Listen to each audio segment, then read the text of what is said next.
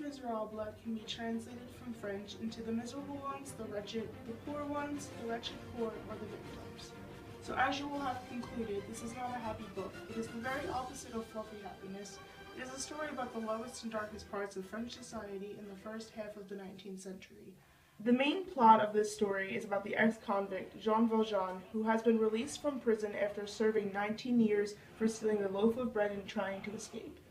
He comes away from all those years, anger running in his veins, until he is shown an act of kindness beyond his imagination by the bishop of the town he has wandered into. Taking the bishop's money, Valjean slowly but surely becomes a good man. His criminal past continues to haunt him though, as the town's police chief, Javert, begins to recognize Valjean and becomes completely suspicious of him. But that is just one of the stories being told here. Several other subplots run parallel to one another through this book and begin to intertwine more and more as the novel progresses. Another is the story of Fantine and her illegitimate daughter Cosette. Fantine is forced to sell her hair, teeth, and body to keep Cosette alive.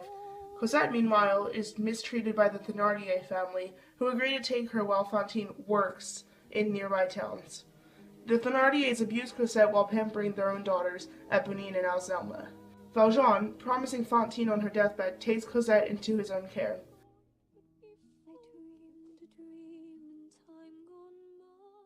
Years later in the story, we meet a young lawyer and radical named Marius, whom Eponine Thénardier pines over. Marius meets Cosette in the park, though, and falls in love with her at first sight. But Valjean has become overprotective and decides to move Cosette to England in an attempt to escape the political unrest within Paris and his own criminal past. The rest of the novel becomes a story of political uprisings within the barricades, a search for love, and a story of redemption. Victor Hugo was born in 1802 and lived through the political turmoil in France that followed the French Revolution. While writing Les Miserables, he truly chronicled the events that led up to and were included in the Paris uprisings of 1832. It is a deeply thoughtful novel that challenges attitudes held at the time in many ways. To use one example, a court of law was ready to sentence an innocent man to life imprisonment because he was slow and uneducated and therefore couldn't speak eloquently enough to defend himself.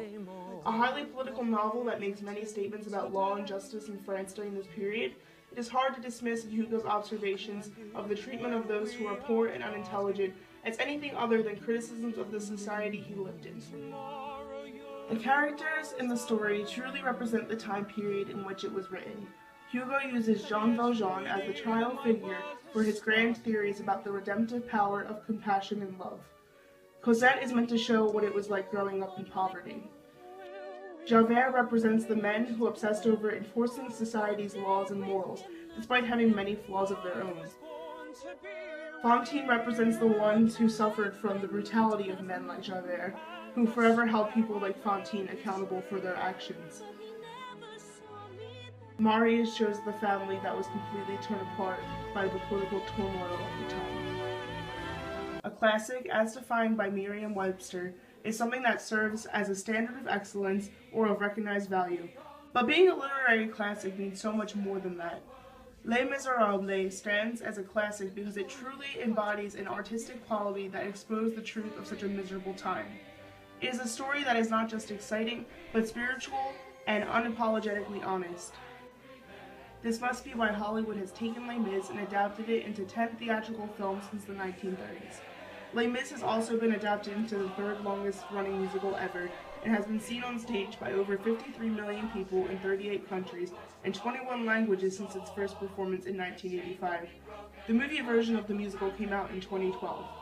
And our very own Blake Heino will actually be playing Marius stage this summer at Main Stage Center for the Arts. While many of these non-literary versions have made efforts to sanitize the story of some of its more gruesome plots, overall Les Miserables has stood the stand of time and held its integrity as a classic within the storylines.